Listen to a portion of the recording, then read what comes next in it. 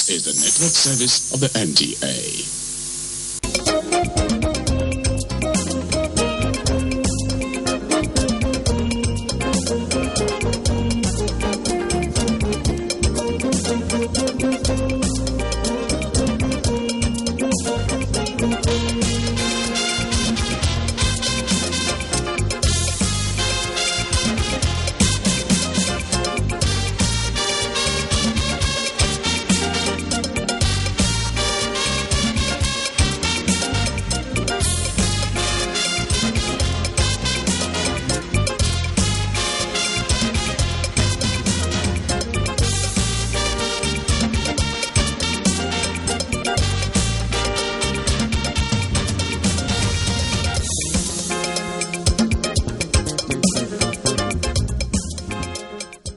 Hello, my name is Chioma Okpara. I welcome you to Visual Impressions, a program that gives you weekly update on happenings in the art world. We restrict ourselves to the local scene, so stick around.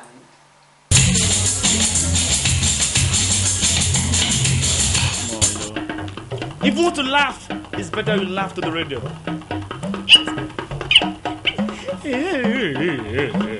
Going into art is just going after my passion. When I work, I enjoy my work. It's almost therapeutic to me. It is not more prestigious to be a doctor than to be an artist. You should do your research on it. I did photography, I taught photography, I do photography. Everything about me is photography. Visual Impressions, uploading creativity in the arts. Alright, the show begins in earnest. In our world, Oluwamoda's name rings a bell. In fact, I had heard so much about him before I had the privilege of meeting him. The first shock was that there were no obvious grey hairs. They're there, but they're not obvious. I expected him to be that old because I had heard so much about him. Secondly, he's unassuming. You could walk past you and you wouldn't know that a big man just walked past. Well, today I have the pleasure of showing you the works of Oluwamoda. Stay.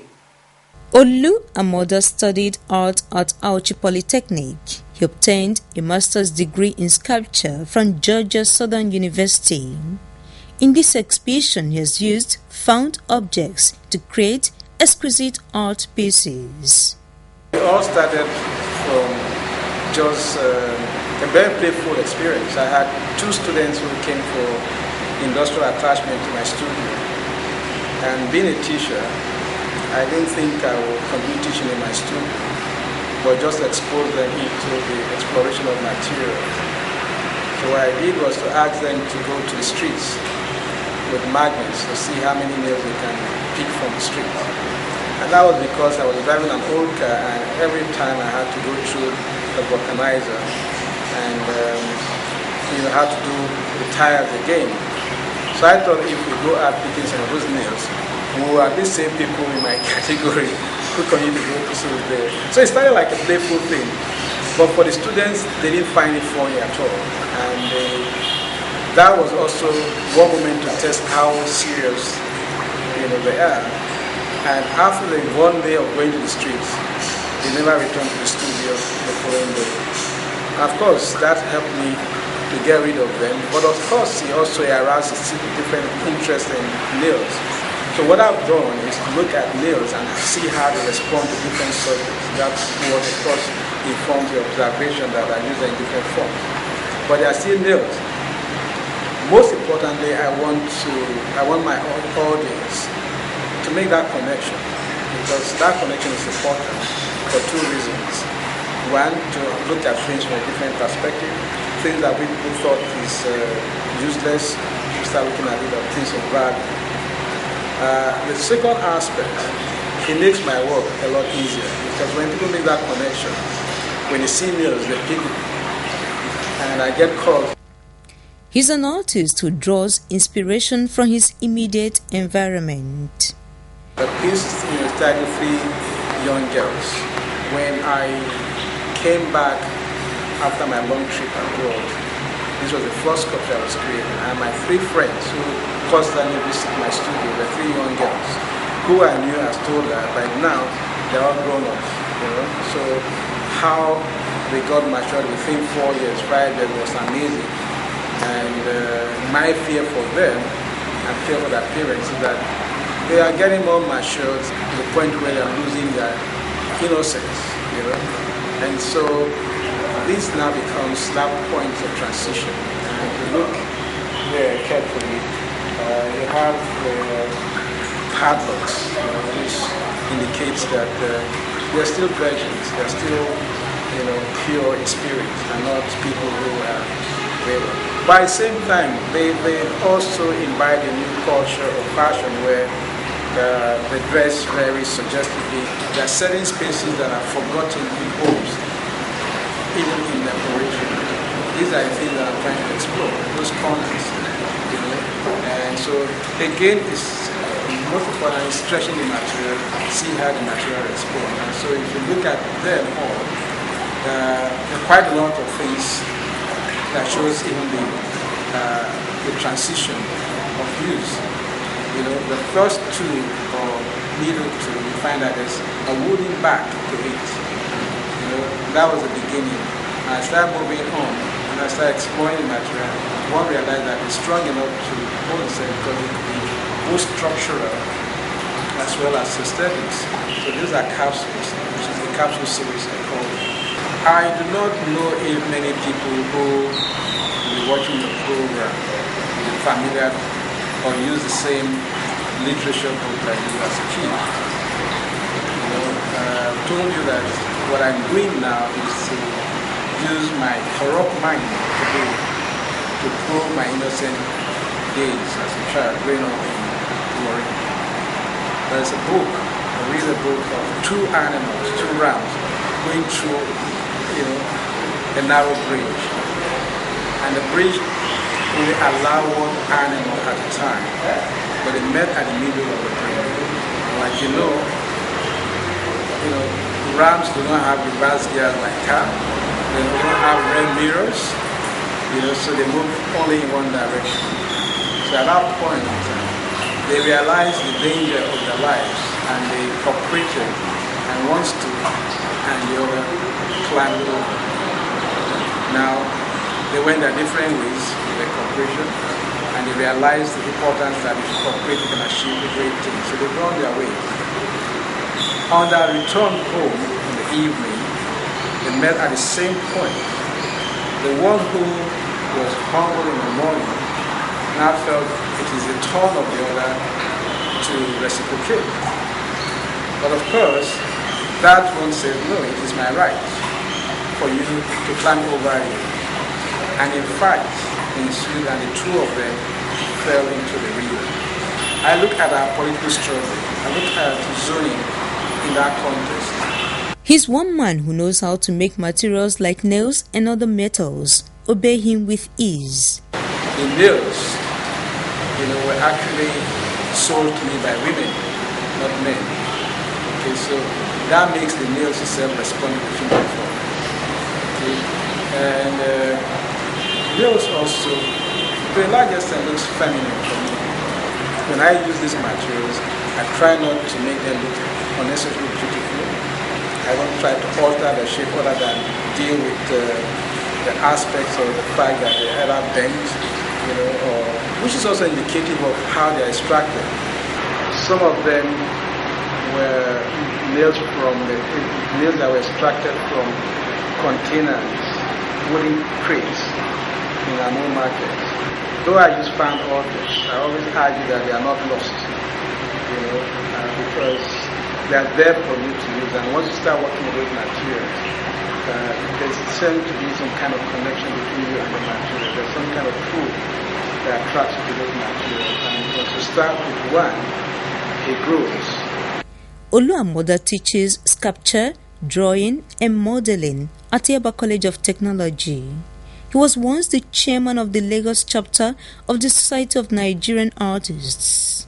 He has won many prizes in art and also received numerous residencies. He has exhibited in Nigeria, Ghana, Senegal, South Africa, Kenya, France, Germany, Canada, United Kingdom, and America. He is celebrated internationally as a sculptor, muralist, and furniture designer. He says being an artist is by choice.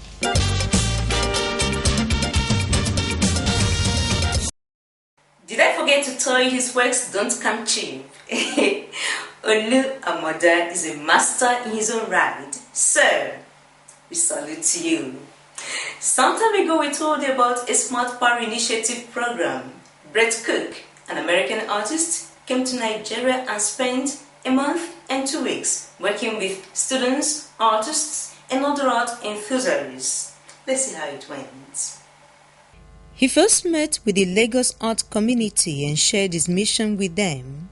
A rubric is an assessment tool. So when I went to school, the rubric that I had in America was A through F. You had grades. And that was a rubric that someone used to assess how I did in school. That was something that someone looked at my work and they made an assessment and said, okay, A through F, if you were good, you had an A. If you were not very good, you had an F. What we just made, unlike that tool, is not hierarchical. There's no necessary people that have to be good to be bad. Everyone can do this. And unlike in school, when someone did that to me, this is something that we made together. After the meeting, he went back to America and came back to spend 45 days with artists, students, and others who wanted to learn different art forms. The workshops took place in Lagos and Ibadan. This 45 days has been a period where we've learned quite a lot from sharing with one another, exploring new methods of producing art, learning new techniques of production, and more importantly, learning to place value on one another. Because we had a very mixed group, irrespective of class, sex, religious affiliation. We had people from different walks of life. Brett describes the workshop as a forum where people of different ages and backgrounds learned from one another. Part of the power of this collaboration was that it wasn't about the conventional hierarchies that aren't just about Nigerian culture or American culture or Mexican culture or the many cultures that I've lived in and spent time in. It's about how do we as human beings recognize our interconnectedness and how do we celebrate that interconnectedness in really healthy ways. And if we do that in a skillful way, what can manifest are objects that reflect that interconnectedness. Those who participated said they learned much. I learned a lot of things, like how to use color pencil to draw, and how to do different type of things, and how to use your feelings to do some things. I had a different view about what we call shared experience and the community. The ability of a lecturer to teach by not just showing what he knows, but tapping into the currents of those who are being tutored. So that was my first experience about this show. The second very important experience about this workshop was the use of material. For, well, you can see the poster up there. It would have looked like spray paint, but he had to achieve that with the technology, which gave me a different view about how materials could be used in public art. All the participants worked on this huge mural painting titled Nurturing Peace Mural. When I was here in April, I was collaborating with a group of participants in a series of workshops, 4 hours each day for a week. And one of the exercises that we did was where I broke up the group into 5 different groups and gave them a digital camera. And each group was to make their own community alphabet, where they took a photograph for each letter of the alphabet that represented community to them. So A might be all together, or B might be bus stop. It was up for them as a group to decide what those things meant. And then at the end, when they had those 26 images, they had to show them and display them and present them in a way that represented community. So some did them in the shape of a circle because they thought a community was interconnected. Others thought a community was love, so it was a heart. Other people did it as a tree. Other people took turns. But the idea was that as much as the objects were important, it wasn't either or. It was both important as an object and about how do we work together as groups. Because so oftentimes we have more practice working separate than we do together. And so the challenge is that some people want to take all the pictures, some people don't want to take pictures. Some people want their voices heard the most, other people don't. And where do we practice being together? And so the idea of the workshop was being together, and this image was one of the photographs that was taken by the participants in their workshop for the letter T, for together. I see this as an output of a very beautiful collaboration between not only the Cook alone, but this institution and country, and the department here, and the University of Lagos, and Nigeria as well. As explained, I've been very thrilled with the way this evolved. And for this to be put this way shows his commitment and collaboration he has with people that he has worked with over the last while. This is Bre's first time of working with Nigerians. What I would remember about my time with the people here in Nigeria is what I remember all over the world, is that all people are never one thing. Nigerians are not one thing. People from the Delta are different from people from the East, or people from Lagos are different from other people in Lagos. And so my experience here is about how do I transform my own capacity as a human being to be even more broad than the idea that I had before I came. I have that deep understanding to know that human beings, regardless of the nation states that they come from, are divine and have the capacity to be compassionate and thoughtful and generous. And really the work that we did here is just a reflection of that capacity.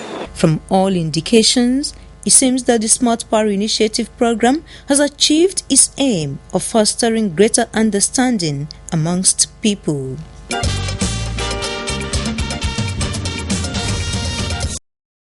Things are really looking up for the B show as subsector. Yes, you're happy. Okay, let's go back to the National Museum Lagos for an update. We're glad to tell you that an organization gave the museum some equipment that would aid in the preservation of the art pieces there. Stay.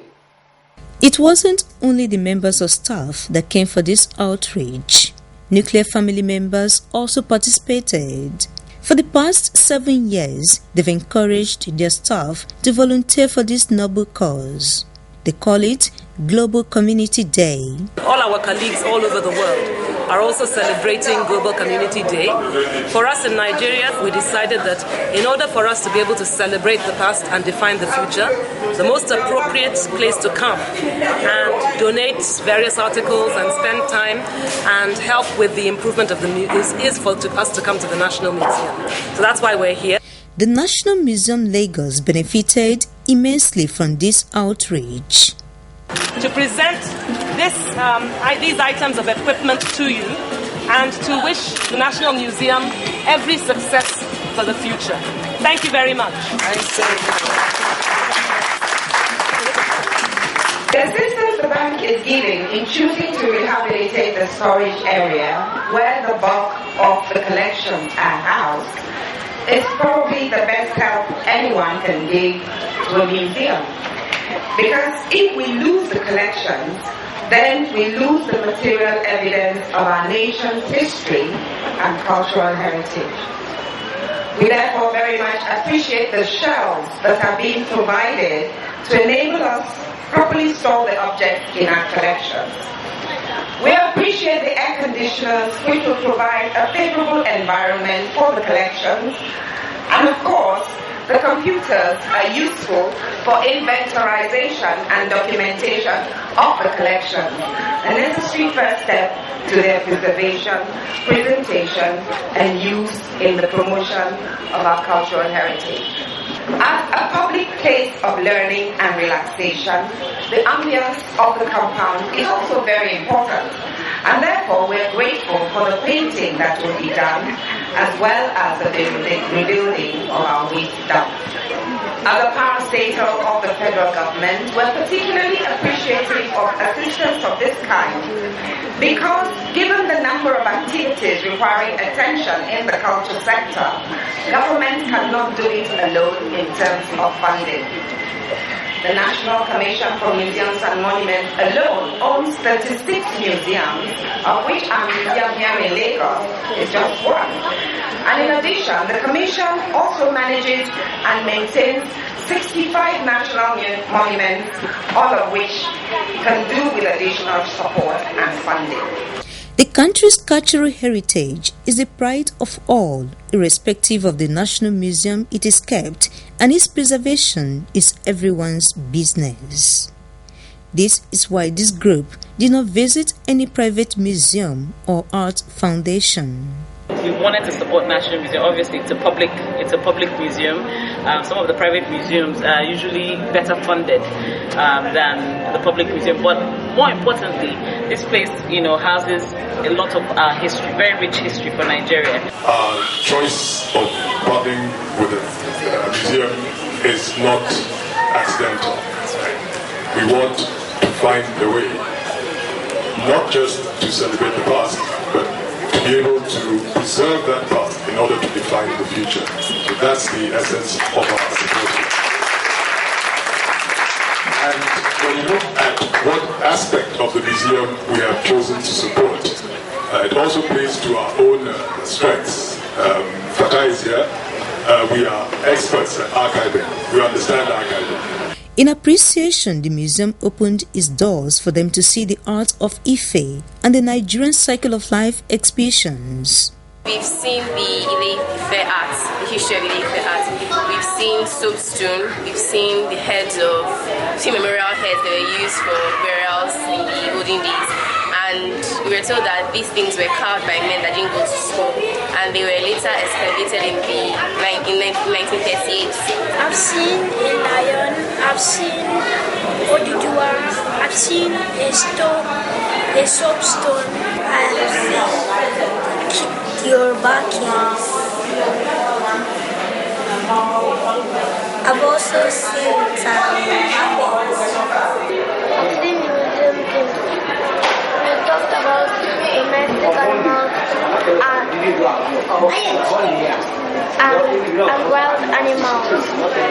We've seen a lion. The exhibits are excellent. They're well preserved. They're well maintained. I would like to encourage everybody, if you haven't had a chance, to come and celebrate Nigeria's past by coming and take part of the exhibition. I tend to come at least maybe about once a year or once every other year, usually when I have visitors from abroad. And I'm very impressed by the way that they have managed, despite scarce resources, to maintain, preserve, and continuously improve upon the richness, the value, the breadth, the depth of the exhibits. I'm the daughter of a historian myself, so it's particularly interesting for me to see how it has been maintained over the years. Coming to the museum was not just fun for the young ones, but also an eye-opener to many. They promised to make such visits to the museum regular.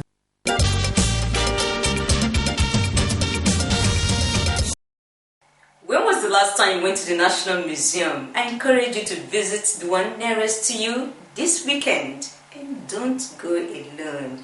Drag anybody around you along. Your husband, your wife, daughter, brother, anybody around you. Don't just go alone. Go and see a rich cultural heritage. On that note, I want to say a big thank you to you for watching this show today. I hope you enjoyed it. Join us again same time next week for another interesting edition of Visual Impressions. Until then, be creative in all you do.